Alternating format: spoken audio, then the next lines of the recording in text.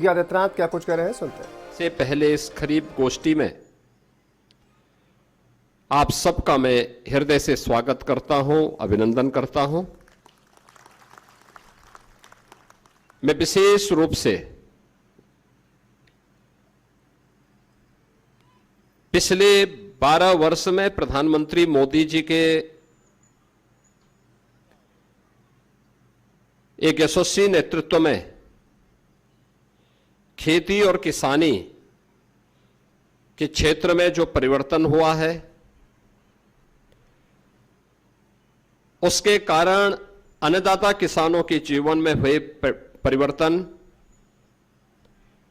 और अन्नदाता किसान भी समाज और राष्ट्र की मुख्य धारा के साथ जुड़ते हुए आत्मनिर्भरता के लक्ष्य को प्राप्त कर रहे हैं। ये सब देख करके सुखद अनुभूति होती है।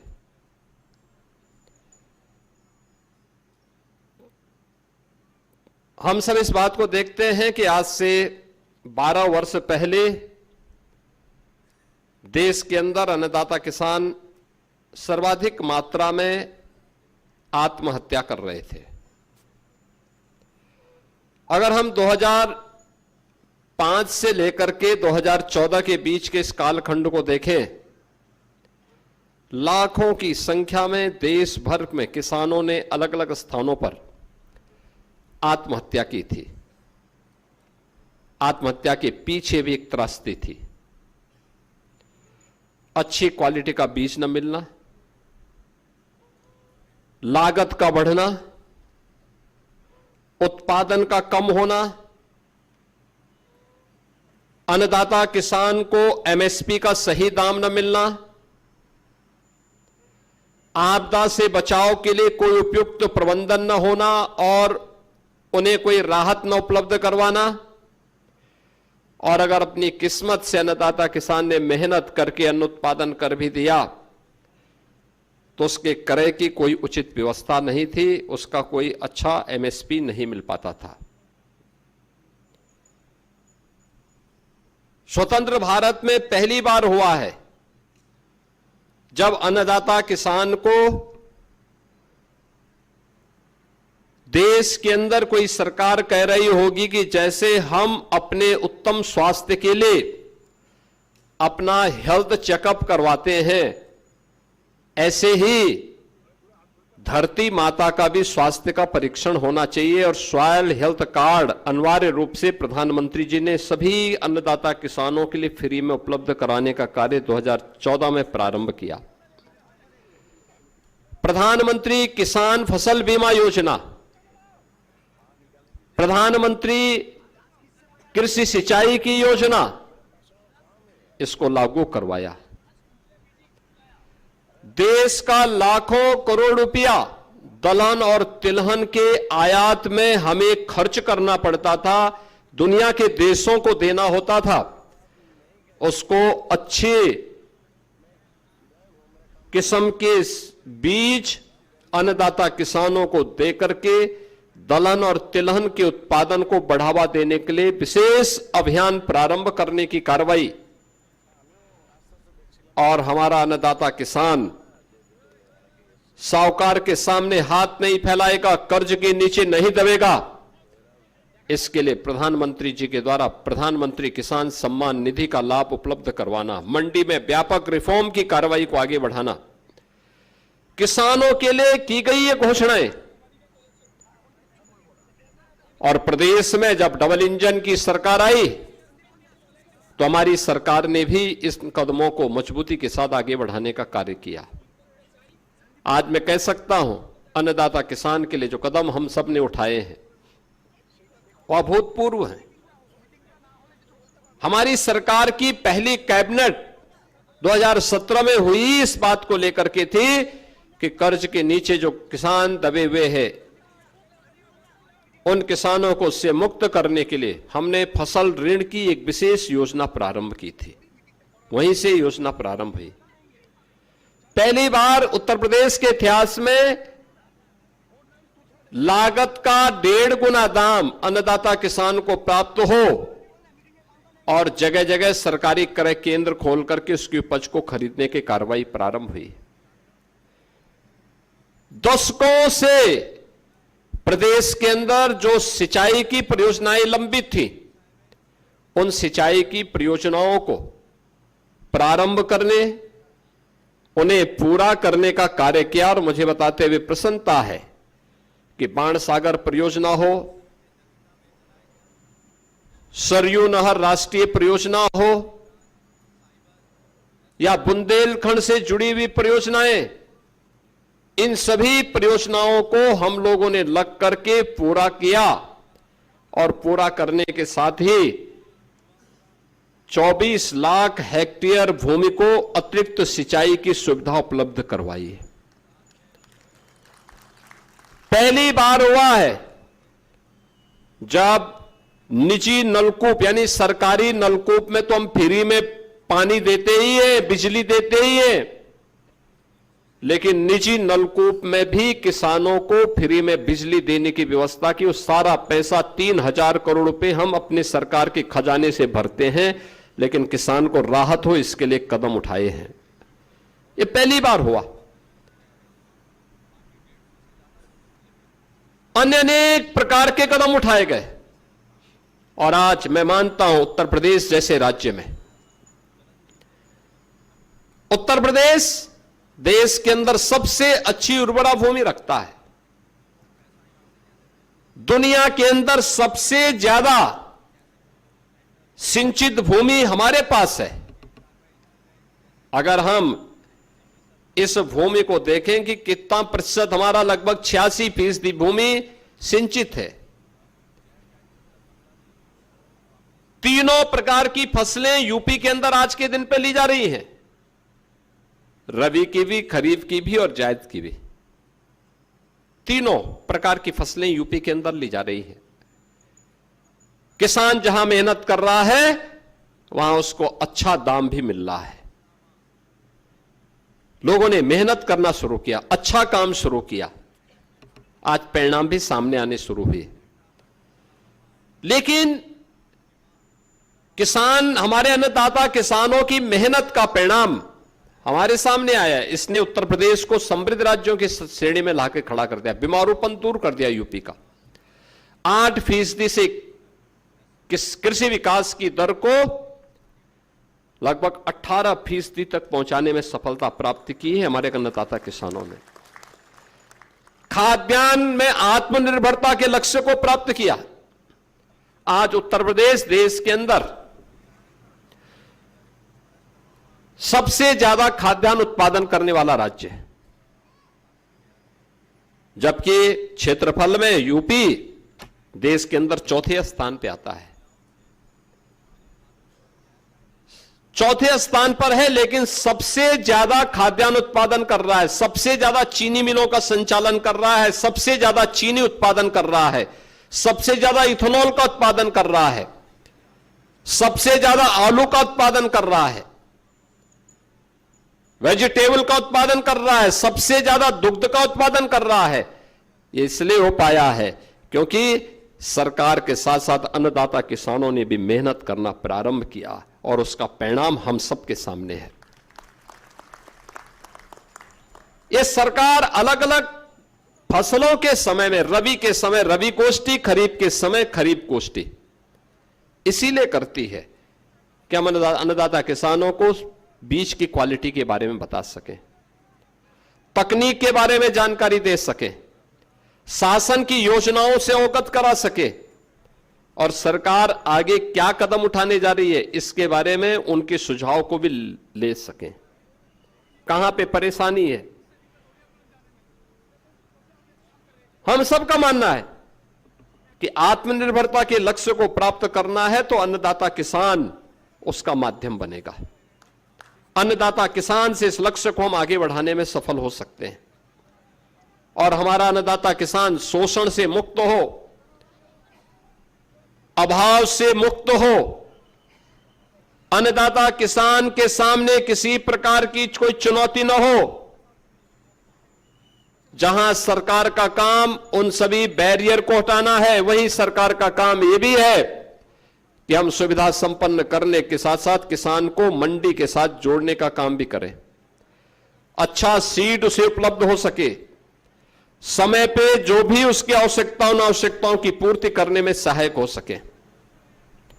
और आज उत्तर प्रदेश जैसे राज्य में सफलतापूर्वक संभव हो पा रहा है। इस संभव का ही परिणाम है कि देश के अंदर लगभग 11% भूमि में हम 21% खाद्यान्न उत्पादन कर रहे हैं। यानी भारत की कुल कृषि उत्पादन की कृषि योग्य भूमि की केवल 11% यूपी के पास है। आबादी 16 से 17% है, लेकिन खाद्यान्न हम इसी भूमि में उत्पादन कर रहे हैं 21% खाद्यान्न का उत्पादन हमारा अन्नदाता किसान पैदा कर रहा है।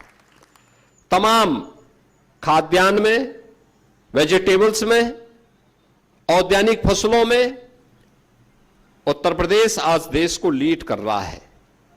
लेकिन इन सब के बावजूद हमारे सामने चुनौतियां भी हैं। और मुझे लगता है देश के अंदर कमोबेश बहुत कम ऐसे राज्य होंगे जिन्होंने किसान के साथ साथ किसान के जो सह किसान हैं, बटाईदार, उनको भी और उनके परिवार के सदस्यों को भी किसी भी आपदा में हादसे का शिकार होने पर मुख्यमंत्री कृषक दुर्घटना बीमा योजना से कवर करने का काम किया। हर वर्ष 1000 करोड़ रुपए हम खर्च करते हैं। कोई किसान किसी आपदा की चपेट में आ गया, अतिवृष्टि से, अनावृष्टि, किसी लू से, किसी आकाशीय बिजली का शिकार हो गया, वन्य जीवों के संघर्ष में शिकार हो गया, 5 लाख रुपए की सहायता अगले 24 घंटे के अंदर उस परिवार को उपलब्ध करवाने का कार्य सरकार करती है। देश के अंदर अन्य राज्यों में नहीं, हम यूपी के अंदर उपलब्ध करवा रहे हैं। लागत का 1.5 गुना दाम हम अन्नदाता किसान को उपलब्ध करवा रहे हैं। हर प्रकार की सुविधाएं उपलब्ध करवाने के लिए सरकार पूरी प्रतिबद्धता के साथ काम कर रही है। लेकिन हमारे सामने चुनौतियां भी हैं। अच्छा बीज मिले, इसके लिए पूर्व प्रधानमंत्री भारत रत्न चौधरी चरण सिंह जी के नाम पर लखनऊ में सीड पार्क का भी निर्माण किया जा रहा है। कुशीनगर में कृषि और प्रौद्योगिकी विश्वविद्यालय का निर्माण किया जा रहा है। कृषि विज्ञान केंद्र आज किसानों को उत्तम तकनीक देने और बीज की क्वालिटी के बारे में जानकारी के एक माध्यम बने हैं। इस सब के बावजूद बहुत कुछ किए जाने की आवश्यकता है। मेरा मानना है जितना हमने अपना उत्पादन बढ़ाया है, इस उत्पादन में अभी लगभग 3 गुना और हम वृद्धि कर सकते हैं। हमें बीज की क्वालिटी को देखना होगा, तकनीक को अपनाना पड़ेगा और समय पे खेती बाड़ी को और फसल चक्र को अपनाना पड़ेगा। उत्पादन अपने आप बढ़ता हुआ दिखाई देगा। और इसीलिए आज मैं आपके पास आया हूं आपसे कहने के लिए हम उस दिशा में कार्य अपना प्रारंभ करें। ये चुनौती है। सबसे पहली, खेत में सही बीज किसान को प्राप्त हो।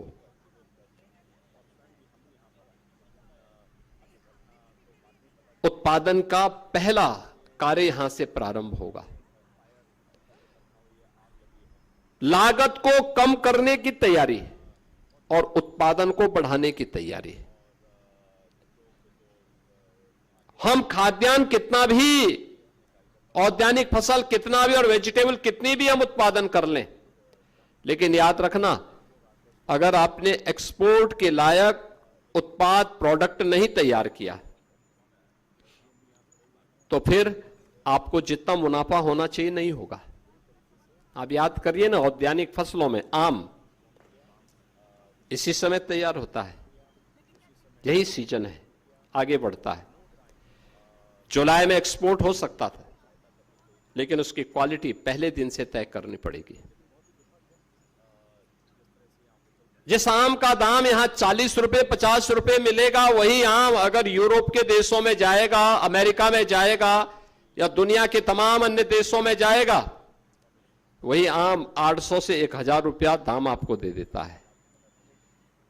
कार्गो का दाम कितना भी लागत आएगी वो मुश्किल से 150-200 रुपए तक पड़ेगी। तो भी तो अगर 800 रुपए मिलता तो भी तो 600 रुपए का आपके एक किलो में बचते हैं। लेकिन वो क्वालिटी देखना, उसको बनाना, इसके लिए उस तकनीक की जानकारी दी जाती है। सरकार ने अपने स्तर पर कुछ केंद्र इसके लिए विकसित किए हैं, कार्गो के सेंटर भी विकसित किए हैं, कर भी रही है। लेकिन इसकी तैयारी के साथ हमें अपने आप को देखना। तो जो खाद्यान्न हम उत्पादन करें, जो वेजिटेबल उत्पादन करें, जो औद्यानिक फसल हम पैदा करें, न्यूनतम केमिकल, फर्टिलाइजर और पेस्टिसाइड का उपयोग करना न्यूनतम हो, उन मानकों पर खरा उतर सके जो निर्यात करने लायक भी हो। और इसके लिए प्राकृतिक खेती एक बेहतरीन ऑप्शन है भारतवासियों के सामने। गौ आधारित खेती है ये। गौ माता के प्रति कृतज्ञता ज्ञापित करते हुए गौ माता की रक्षा भी होगी, लेकिन केमिकल, फर्टिलाइजर और पेस्टिसाइड से आपकी खेती को बचाव करने के साथ साथ लागत को कम करने का भी एक माध्यम हो सकता है। हमें इसमें कार्य करना होगा। और कृषि, आपसे बड़ा वैज्ञानिक कौन है? हमारा किसान तो व्यवहारिक जगत में स्वयं में एक वैज्ञानिक है। उसे पता है कब फसल बोनी है, कब करनी है, कब क्या करना है, लेकिन उसको आपस में तारतम्य के साथ जोड़ने की तैयारी है। अतिवृष्टि, अनावृष्टि से बचने के लिए हमें अभी से मौसम विभाग के द्वारा दिए जाने वाले समय समय पर बुलेटिन को अपने साथ जोड़ना और उसके अनुरूप अपनी फसल चक्र को तैयार करना। ये सभी कार्य अगर हम आगे बढ़ा सकते हैं तो किसान की आमदनी बढ़ेगी, साथ साथ फसल की विविधीकरण की तरफ भी ध्यान देना, सफसली लेना। गन्ना के साथ ले सकते हैं, अन्य फसलों के साथ भी, वेजिटेबल्स के साथ भी आप उसको ले सकते हैं। जो किसान कर रहा है अच्छा मुनाफा कमा रहा है और मुझे प्रसन्नता है। उत्तर प्रदेश में किसानों ने इन सभी तकनीकों को अपने यहां अपनाने में कोई कोताही नहीं बरती, तेजी के साथ वे उधर बढ़े हैं। मुझे गत वर्ष मध्य यूपी में कई जनपदों में जाने का अवसर प्राप्त हुआ था और मैंने देखा वहां का अन्नदाता किसान जैसे ही गेहूं की फसल अपने काटा, वह तत्काल उसने अपने खेत में मक्का की खेती प्रारंभ कर दी। और मैंने स्वयं कृषि मंत्री जी ने उन खेतों में जाकर के देखा। हम लोगों ने जब उन किसानों से पूछा भी कि इससे कोई मुनाफा हुआ, उन्होंने कहा हाँ साहब, प्रति एकड़ 1 लाख रुपए की बचत उनको हो रही, 1 लाख रुपए प्रति एकड़। यानी पहले यूपी में सिंचाई की सुविधा नहीं थी, सुरक्षा की व्यवस्था नहीं थी, क्रय केंद्र नहीं थे, सरकार की कोई सुविधा नहीं मिलती थी, तो वही किसान 1 फसल 2 फसल बामुश्किल बोता था, अच्छे बीज भी नहीं मिल पाते थे। आज वही किसान अपने खेत में 3-3 फसल ले रहा है, अच्छा मुनाफा कमा रहा है, अच्छी दिशा में आगे बढ़ा है, बिना कुछ टैक्स बढ़ाए हम लोगों ने प्रदेश के अंदर किसान को कई अच्छा पैसा एमएसपी की माध्यम से देना प्रारंभ किया। गन्ना किसानों के बारे में साई जी बता रहे थे ना कि 2016-17 में 300 रुपए था, आज हम प्रति क्विंटल 400 रुपया किसान को दे रहे हैं, 400 रुपया। यानी ये चीजें दिखाती है कि सरकार लगातार इस दिशा में कार्य कर रही है और हम सभी लोग मिलकर के इसमें अगर सहयोग कर लें, तकनीक को समय पे उत्पाद अपना ले, अच्छी क्वालिटी के बीज अपना ले,